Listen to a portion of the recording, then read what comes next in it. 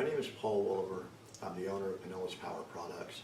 And this is the installation instruction video for the generators that use the 135cc engine that, I'm going to butcher this name, but at any rate, I think it's Chongqing Dingqing. It's a Chinese company that makes engines. At any rate, this engine is used on the MaXpeedingrods MXR3500. It is also used on the Pulsar PGD40 ISCO and probably several other generators that I'm not familiar with yet at the time. At any rate, this kit will allow you to hook this generator to any size external fuel tank that you wish, and it is not a gravity feed system. It uses a pump. We'll go ahead and get started on it.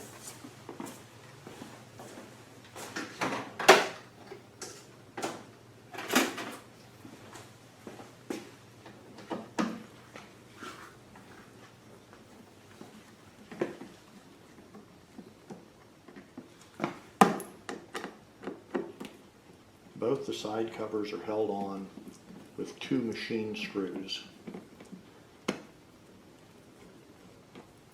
that are short.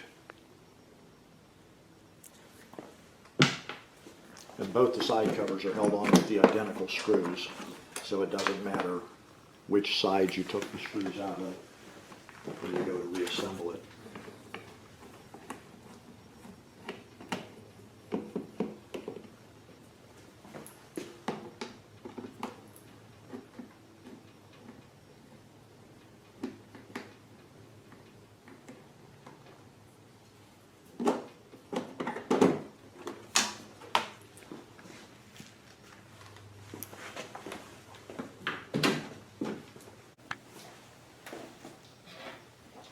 Next step is I'm going to take a set of forceps, and that's to clip the recoil start rope so it doesn't try to retract on us.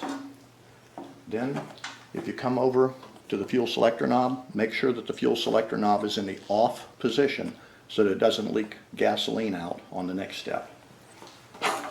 Then if you come over here, you'll notice that there are two fuel hoses that go to the back of the fuel selector valve. This one goes from the tank to the fuel selector valve, and this one goes from the fuel selector valve over to the carburetor. So we're going to undo this Corbin clamp. Squeeze the two tabs and slide it back.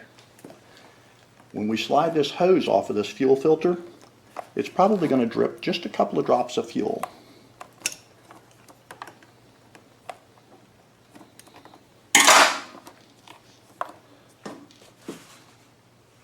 Okay. I'll show you how a Corbin clamp works real quickly. You squeeze the two tabs and the Corbin clamp opens up. You release them and the Corbin clamp closes. Okay, what we're going to do here is we want to find the exact point at which the fuel stops. Because if you come around the front, you'll notice that the fuel selector knob shuts off the spark and the fuel. So if you turn it on over to the run position and then start bringing it back slowly, you want to notice exactly where the fuel stops flowing. Because when it goes all the way to the off position, it stops the spark as well. So you don't want it all the way to the off position. So I'm going to turn it on and we'll see where the fuel starts flowing. And it starts dripping fuel.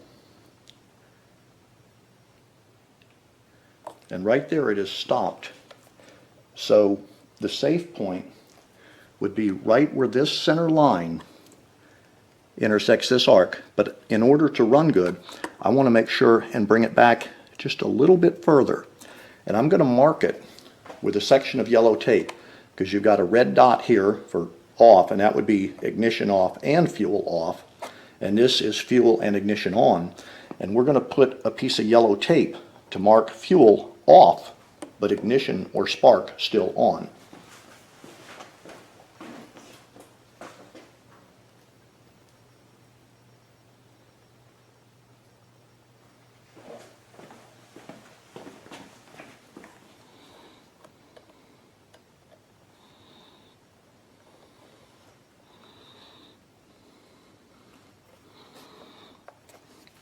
Now if you don't have yellow tape, you could use a scribe and scratch a line.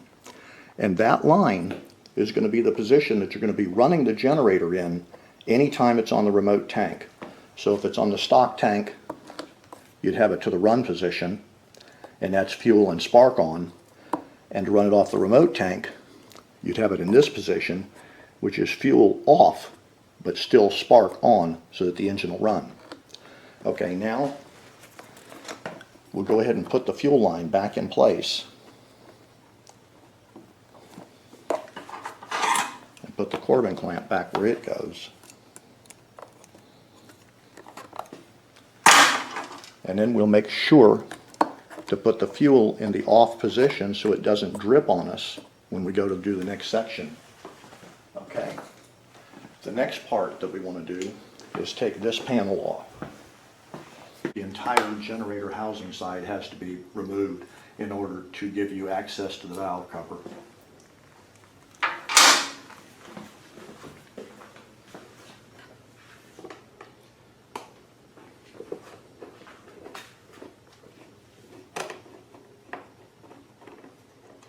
The front and rear cover are all held on with these bolts.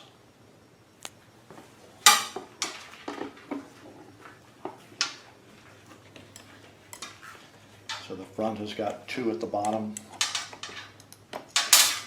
and then 1 on either side here, for a total of 4 on the front cover.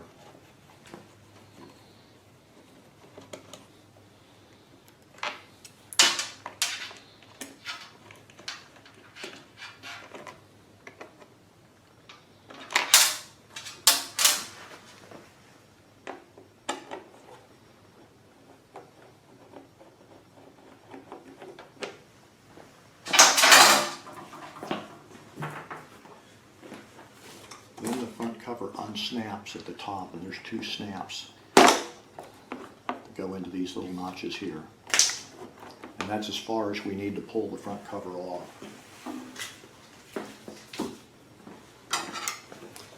The back cover is held on by 6 screws. And they're identical to the ones in the front cover.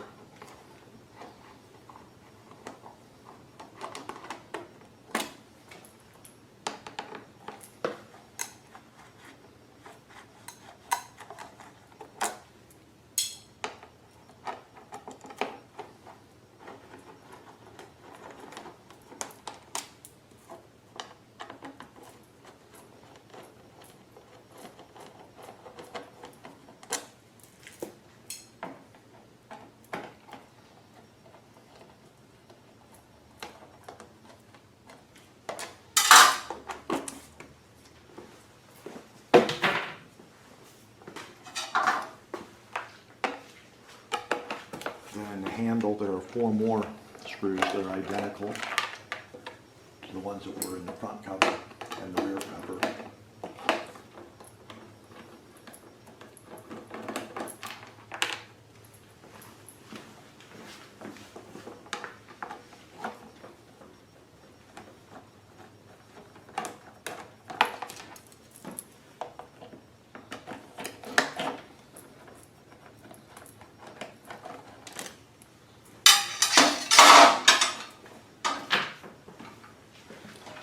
And then there are 3 bolts at the bottom that use a 10mm head.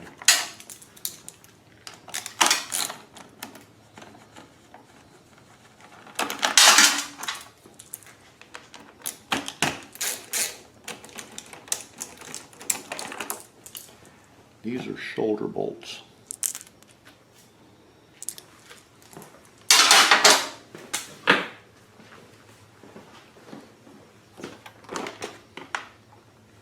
This side will lift off.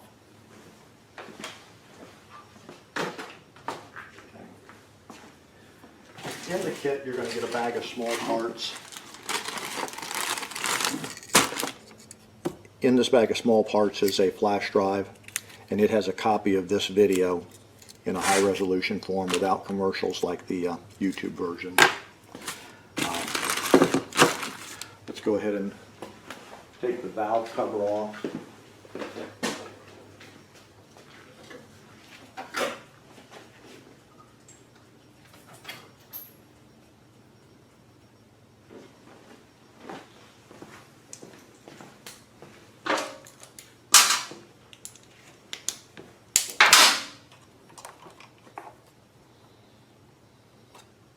just set this hose aside temporarily.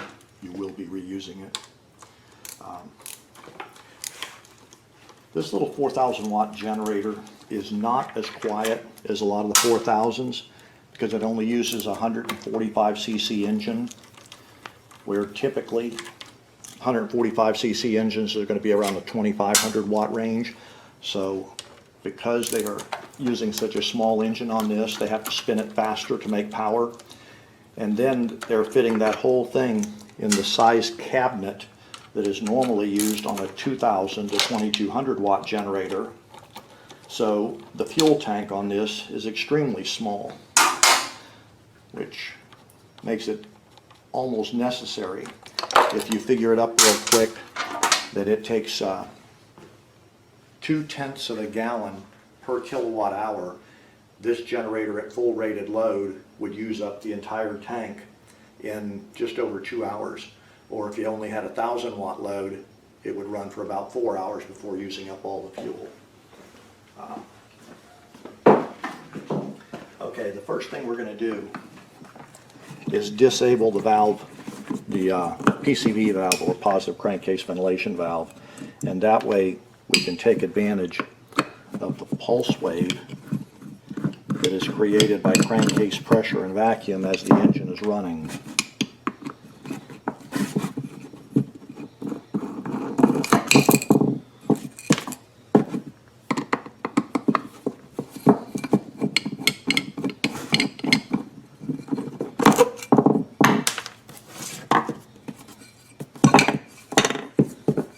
There's a couple of ways that you could disable this. One of them is just take a pair of needle nose pliers and mutilate this little wafer. Just bend it back at a sharp angle and kink it. Or you can take one of the zip ties included in the kit and zip tie it in the open position, which is what I'm going to do. Not that I think that that's the better choice, but simply it's more difficult than kinking it, so I'll show you the difficult method. And if you do choose to kink it, that's pretty self-explanatory.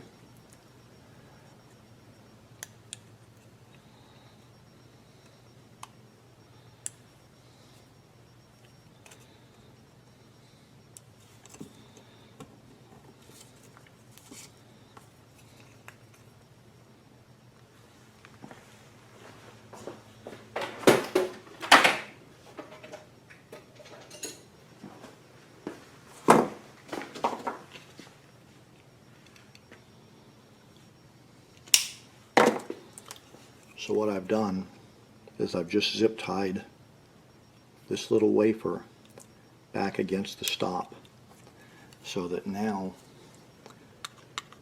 as you can see, when I push the screwdriver through there, air can go both directions through this hole.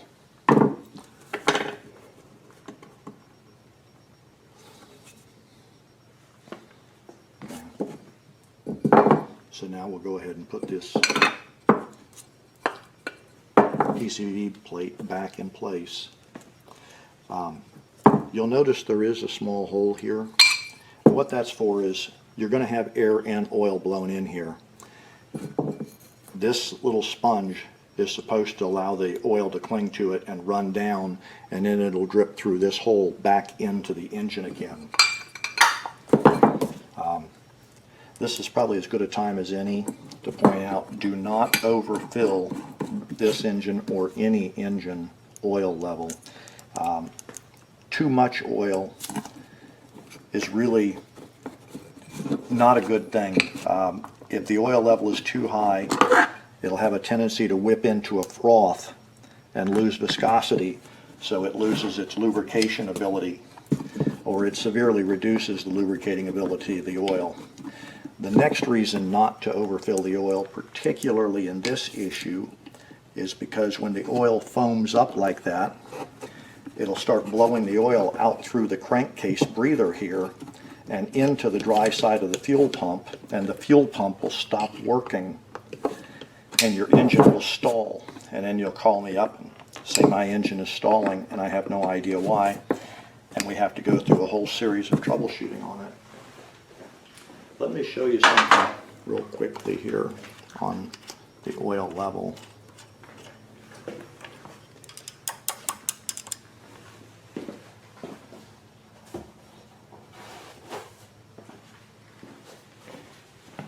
If you screw the oil fill or dipstick all the way in, you'll notice that it's got a line right here that says full and a line right here that says low.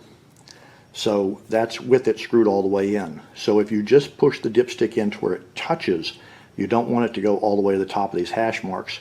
You want it to go about a ½ inch below the hash marks. Another thing is, hold it so that this handle is vertical. That way the dipstick is also vertical. So when you push it in and then pull it out, you're going to see the oil line runs at an angle along the dipstick. So right now our oil level is right here. I don't know if you can see that clearly on the camera or not. You can probably see it a little better here. But your oil level is right about where my thumbnail is. So you could actually add enough oil to raise that up by about a ¼ inch and still be safe. My kits come with a tube of black RTV silicone, so that if this gasket gets torn when you pull it off, you can use RTV silicone to put the gasket back on with. I'm not going to be using that at this time because I don't know how many times I'm going to have to reshoot this video, frankly. And I don't want gasket sealer all over the place. But if you were assembling it at your house or whatever, because this has a slight tear on it, I would suggest go ahead and use some of the black RTV silicone. And that would be this tube right here.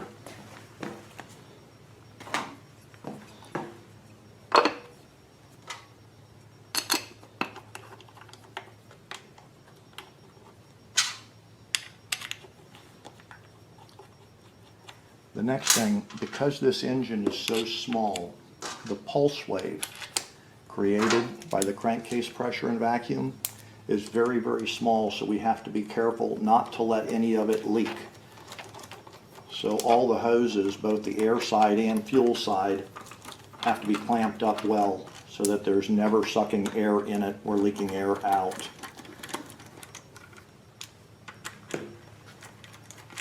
If that were the case, then it wouldn't pump enough fuel to keep the engine running.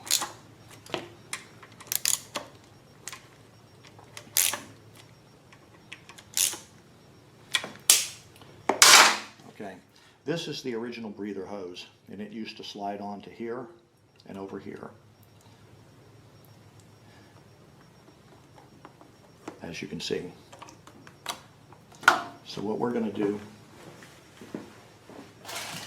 first step, is to take the fuel pump that was included in the kit.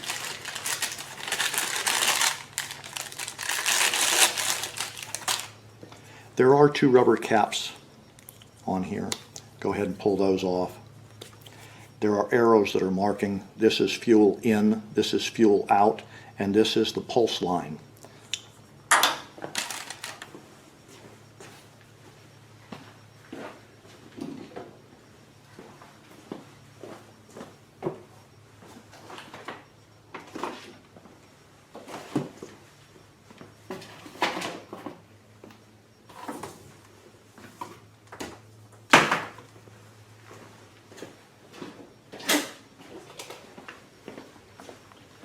Take the section of 1/4 inch fuel hose that was included in the kit and cut a section 6 3/8 of an inch.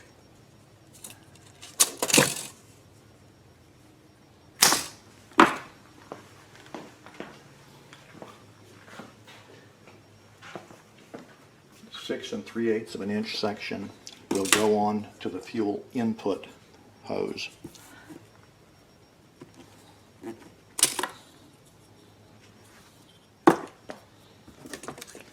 Then cut the next section 3 1/8 of an inch.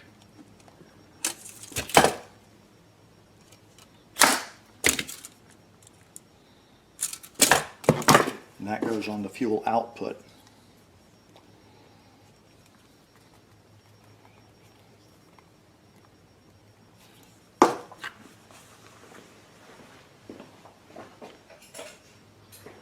And we'll go over to the carburetor here.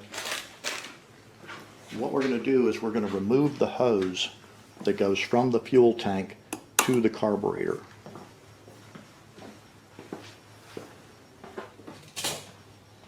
I don't know if you can see that hose clearly. This one right here. Is the flashlight helping or hurting? Okay. What we're going to do is we're going to remove this Corbin clamp, and I'll remove the Corbin clamp and then I'll show you what a Corbin clamp is and how it works. And you can just rock the fuel tank over to give yourself enough room.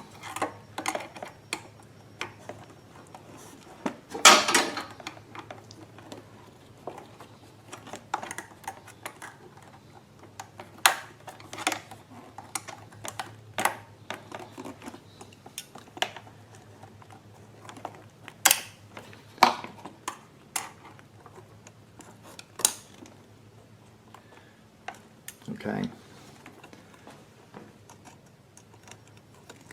So this is a Corbin clamp. If you squeeze in on the two tabs, the clamp gets bigger. You release the two tabs and it comes back small.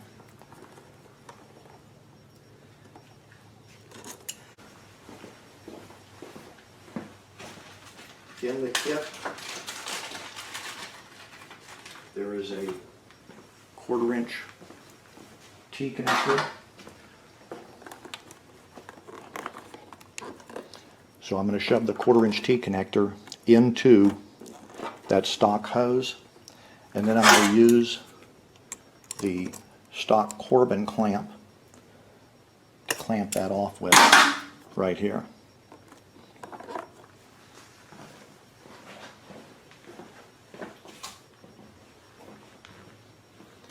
Then we'll take the fuel pump,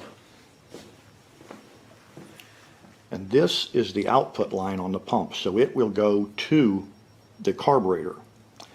This is the input line, so it's going to go to that T connector right here.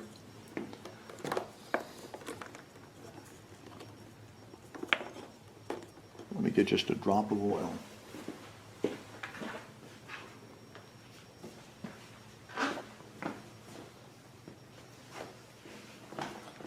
To make this just a little bit easier to slide onto that input of the carburetor. Okay.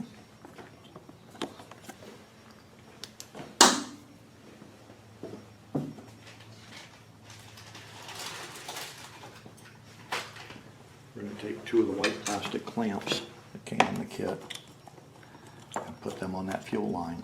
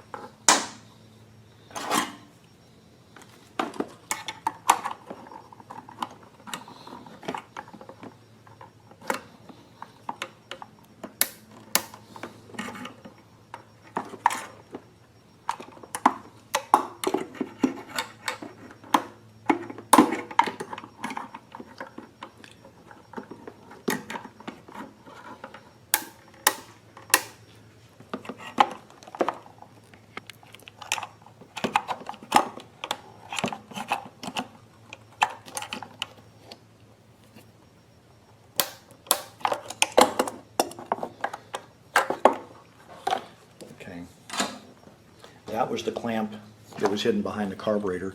This one here will be easy for you to see how it works. Just put the clamp onto the hose, then take a pair of pliers and squeeze down on it.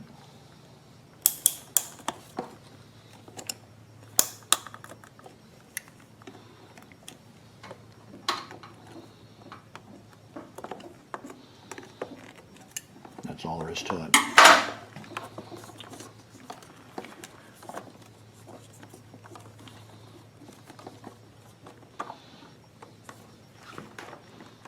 Okay.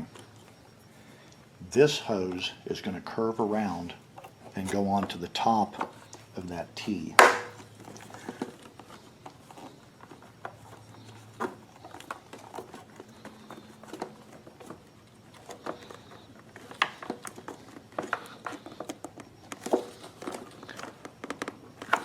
Like so. Unfortunately, everything on this engine is black, so it's like working on a Mercury outboard. It's hard to see on film. I don't know if the camera or the light makes it better or worse. I'll let you hold the light and you can use wherever you need it. Okay, so the back hose has a Corbin clamp on it. I'm going to put one of the white clamps included in the kit on the top hose here.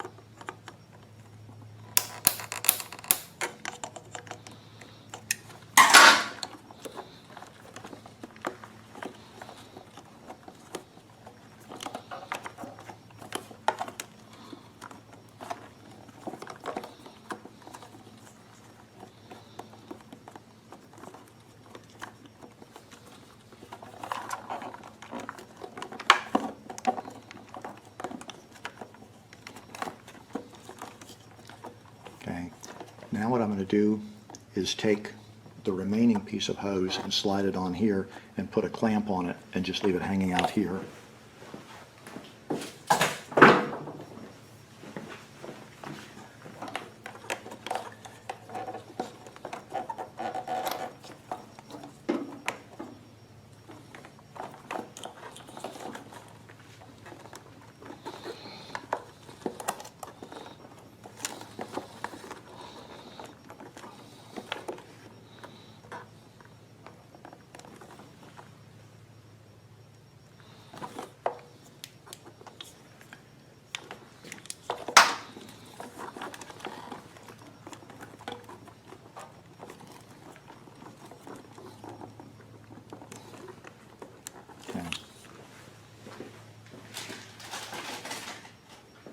Two more of these clamps. One of them will go on this hose. I'm going to face the retainer portion straight down on this clamp.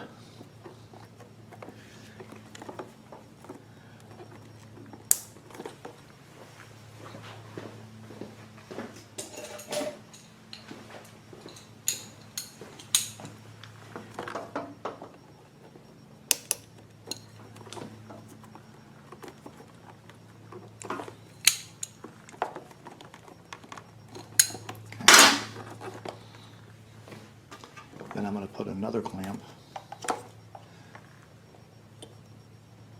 on the fuel inlet line.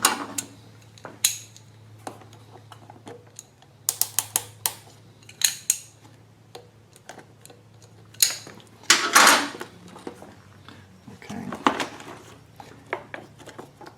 So now the fuel pump is going to sit right here.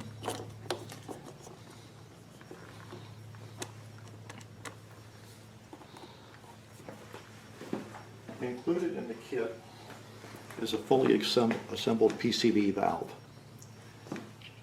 The PCV valve will have, where the PCV valve is, goes to the original intake. This hose goes to the pulse port on the fuel pump, and this, you're going to cut off approximately 1.5 inches of the original hose to connect this to this. So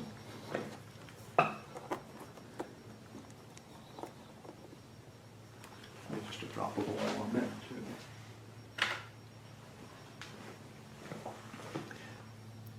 You can get a drop of oil from the dipstick to make your life easier when putting these hoses together. I'm just going to pull that elbow out of there.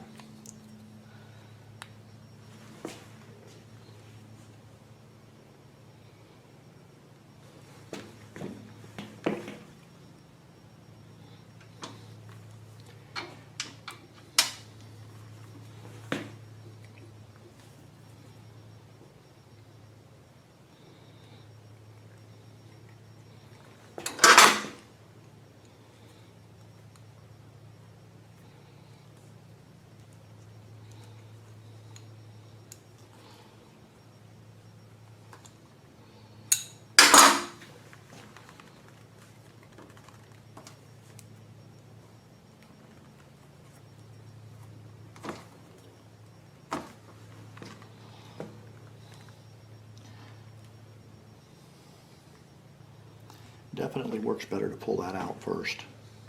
So now you have the little elbow facing forward.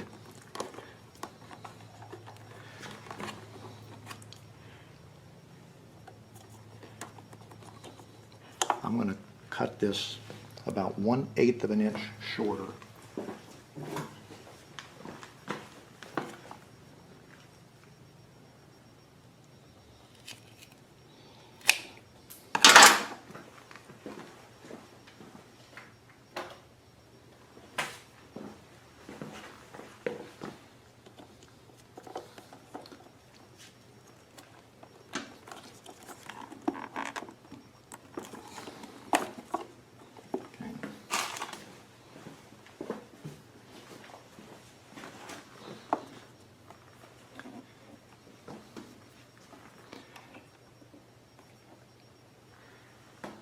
If in doubt, cut this hose longer than you think you will need, because you can always shorten it.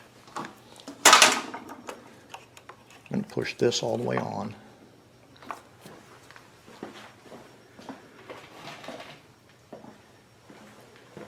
This hose sits so close to the housing that there's not enough room to put one of the white clamps. So we're going to put one of these zip ties, and we're going to orient it to where the latching portion faces down so it doesn't get in the way, because it's that tight between the valve cover and the housing.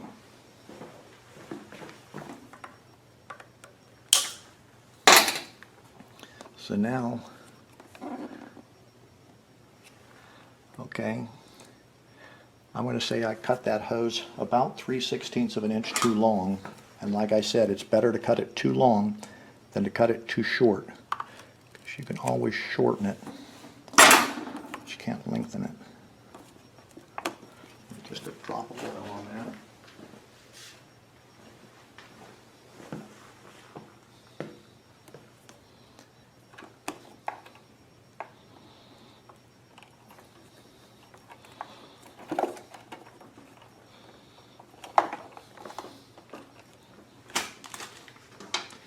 And we'll put another hose clamp, or excuse me, a zip tie, because there's not a lot of room. And again, face the latching portion down.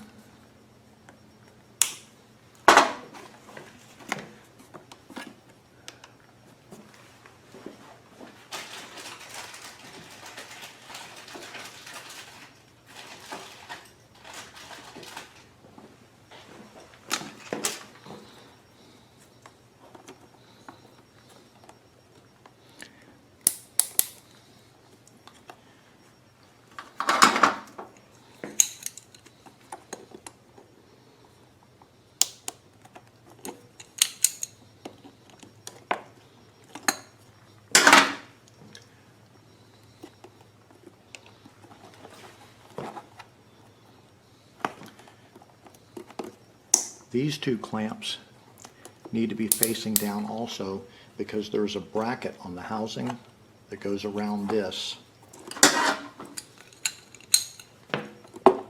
And we don't want it to interfere with that bracket.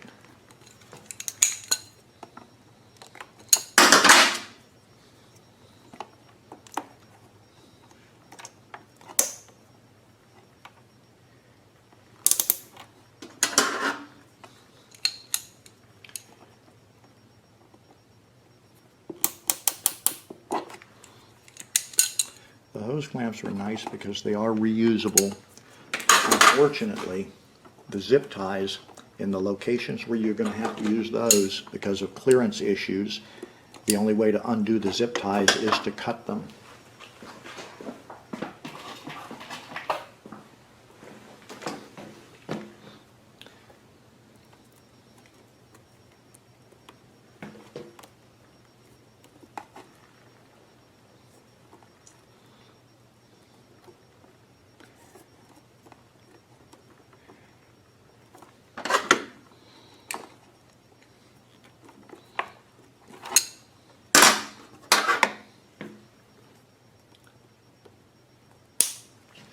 So we've got a zip tie here, and here, here, here, and here.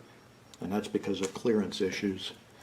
There's just not enough room for anything else.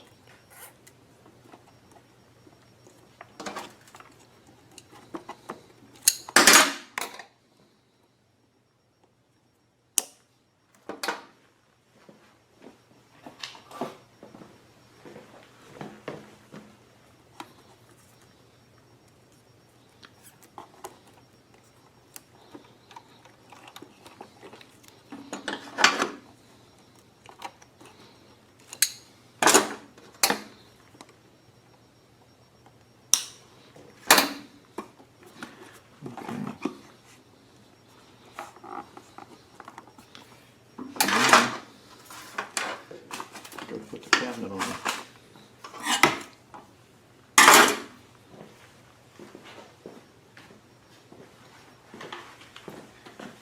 We're going to be putting the fuel inlet port right here, and it's a lot easier to drill it with the cabinet off. So where we want the inlet port to be is right in this area. So if you pull the foam back, you'll see that there's a web.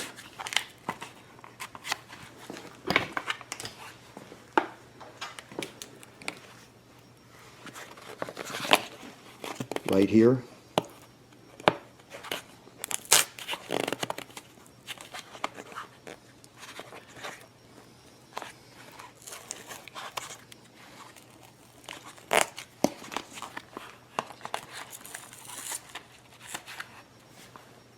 You pull that section of foam out, you can see the web. So you want the fuel fitting, the hole to be drilled in the center of this area right here.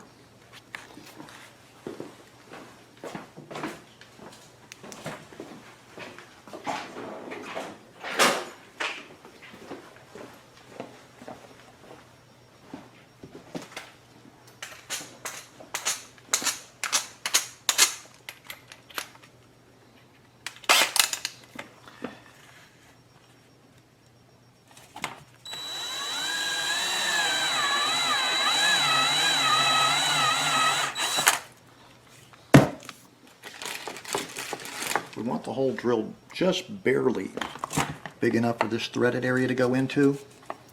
I don't want to go any bigger with the step drill, but I don't want it to go too big.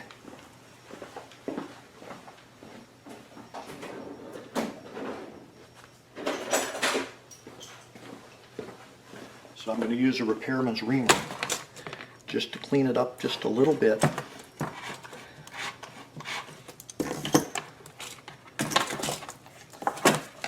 Without cutting it crazy. Oh, it's got to go just a little bit bigger.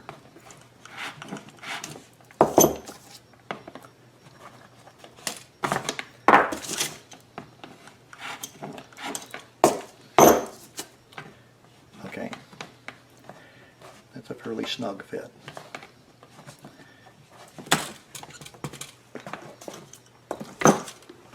So now what we'll do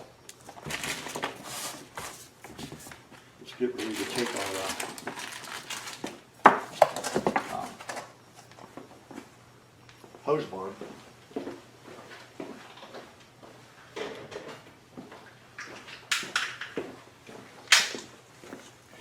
Take the Teflon tape that's included in the kit, and let me demonstrate this on one that's out in the open so you can clearly see it. When you wrap the tape around the threads,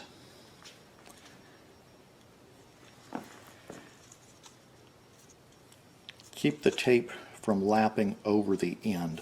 In other words, if you were to get it like this, when you screw the hose barb onto it, it would shear off this portion, and then that would be in the fuel system somewhere.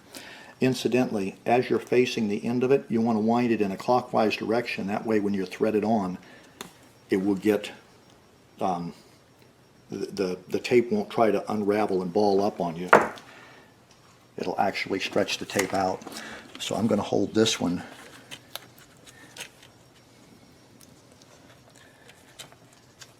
and try to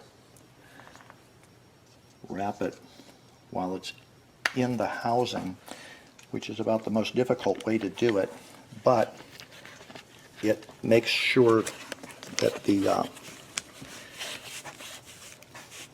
housing hole is drilled as small as possible, because it would tear off the tape if you tried to wrap the tape on the fitting before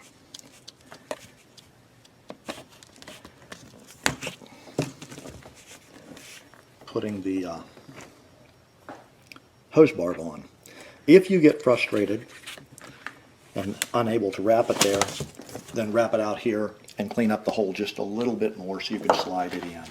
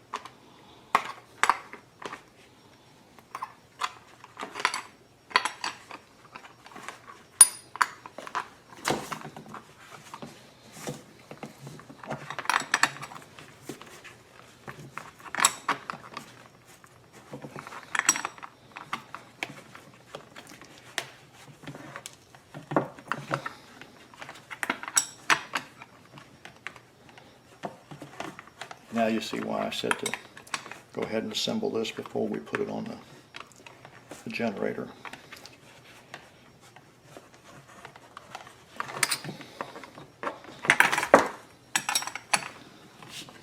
A bit longer wrench.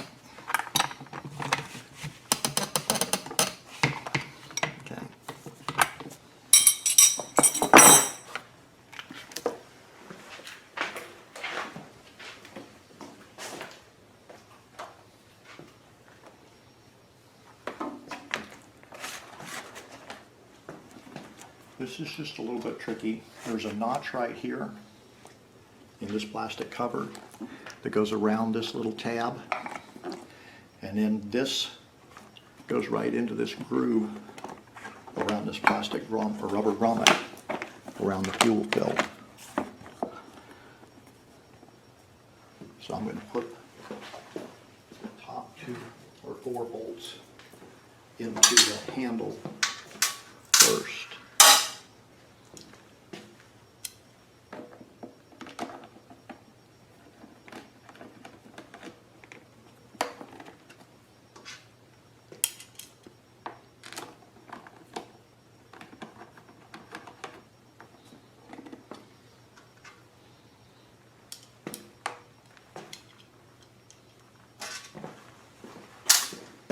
Remember, 2 go in from one side, the other 2 go in from the other side.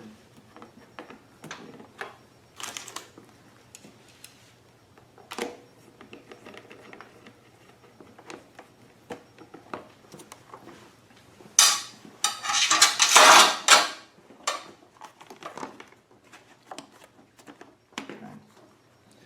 Then we'll put the 3 bottom shoulder bolts in place.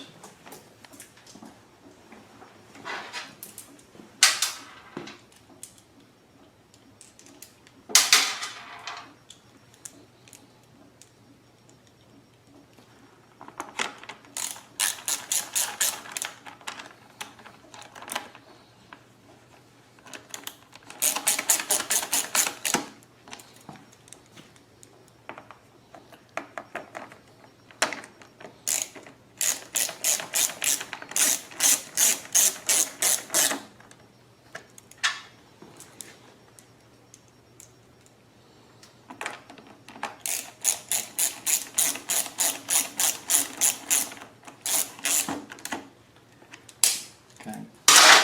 Now before we put this cover on, I just want to make sure that that choke moves smoothly.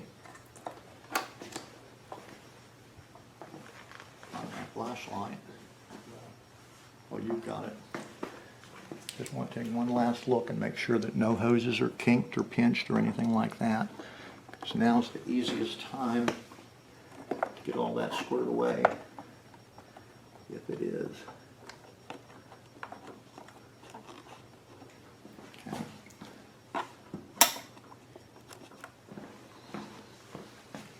Okay.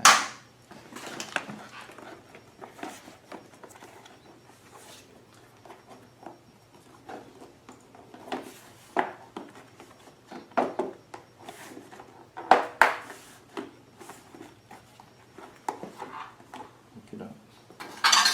Get 2 more of those screws, and then the bottom of the front cover.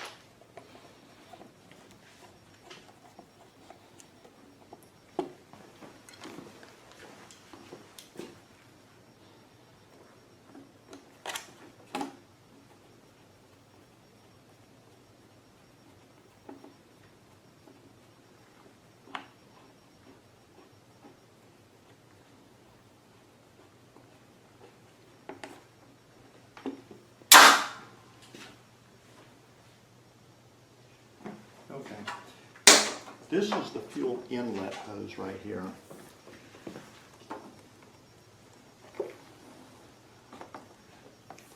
We're just going to run it along here, then back up, and it's going to go onto the inlet port. So we're going to mark where we think it'll go. Go ahead and cut it.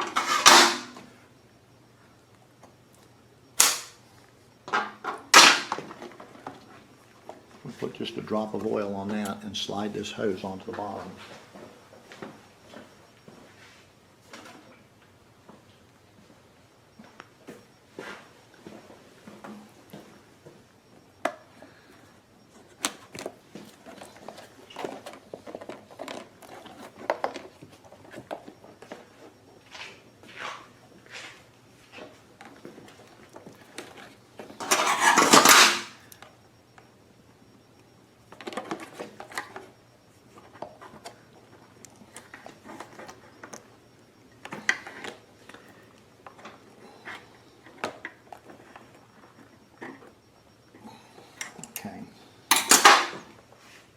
If you look in there now, you can see it clearly.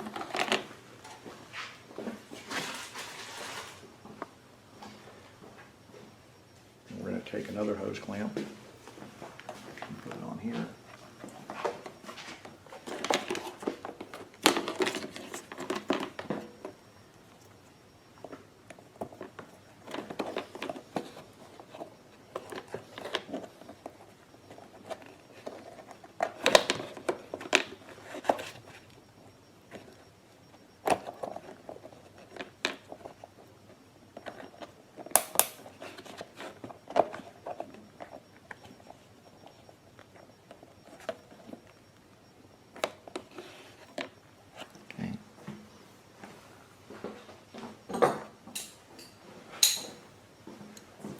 I'm facing the fuel inlet port toward the front of the generator because I don't want it to snap on from the back and have it hanging down, or having the fuel line hanging down in front of the exhaust.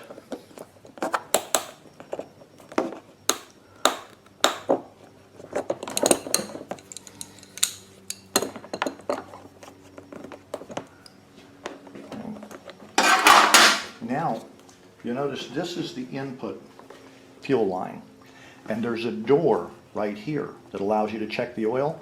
So what we're going to do is we're going to cut this hose, and we're going to put the fuel filter where you can see it through this service door.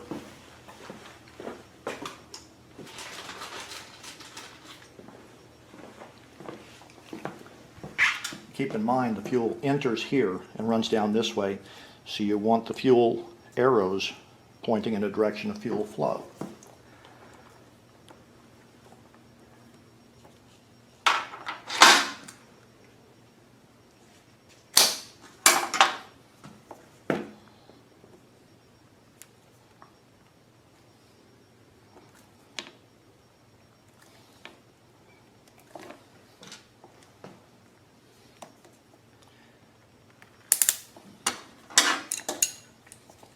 What I'm going to do is I'm going to rotate it so that the sticker with my advertisement faces away from me so that I can see fuel in the filter for the purpose of servicing it later on.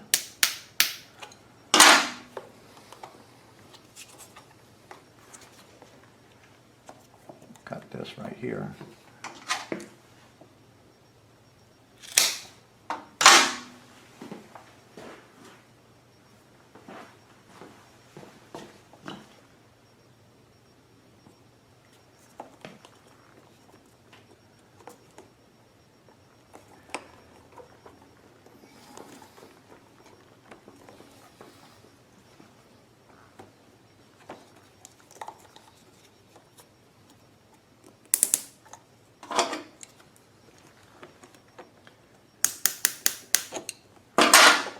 Okay, it all lays in there nicely. Okay, now I'm going to go ahead and put the back cover on.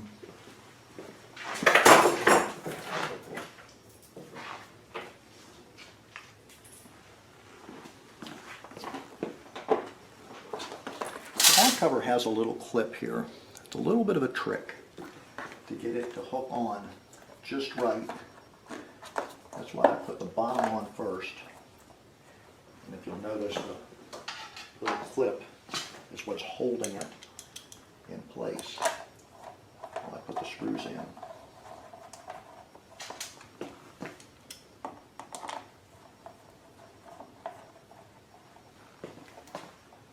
There are two more clips at the top, so I'm not going to put the center screws on. I'm going to bow this by putting my fingers in here and pulling out on the center to get this hooked in. And then we'll put the rest of the screws in loose.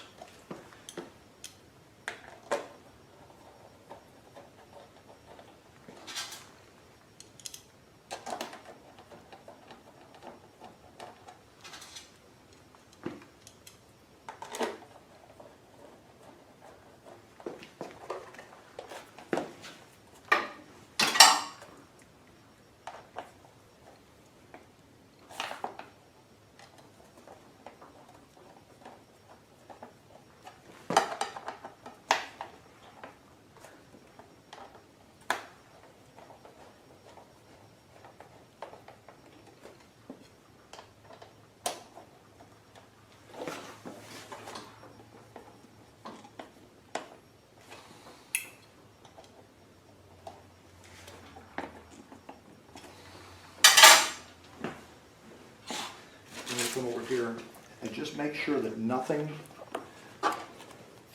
looks like it's going to be pinched, no fuel lines pinched or anything else like that. And we don't want this fuel hose to run over the recoil start rope. Otherwise, when you start that generator, the recoil start rope could touch the fuel line and cut it.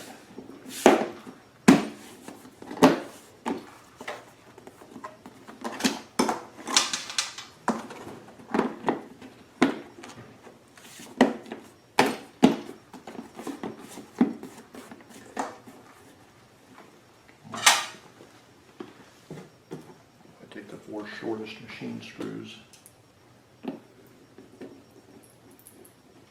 them back into this cover.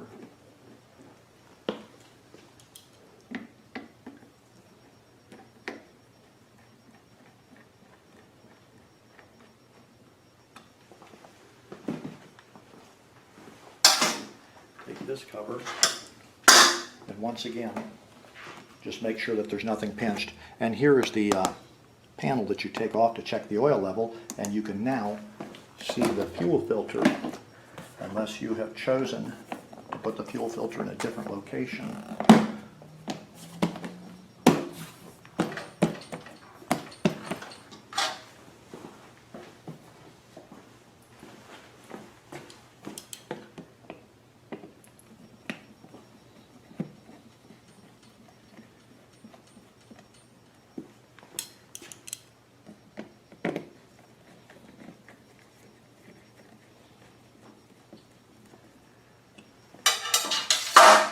At this time, the installation is done. I would have you go and start the generator up. I'm not going to do it in here because we're in a small room, but start the generator the way you normally would and slowly start turning this knob back to the off position and make sure that this yellow piece of tape is right before it shuts off completely. Like, in other words, the mark on the fuel selector knob is facing the center of this yellow tape, and as soon as it drops off the side of that yellow tape, you want the engine to stall, and that tells you that that piece of yellow tape is in the right spot. If you can rotate it quite a bit before it hits the kill, then take the yellow tape and move it over, and that will be your new off fuel, and this is your off engine because it kills the spark and the fuel. At this point, the only step left is to attach the decal with the operating instructions on it.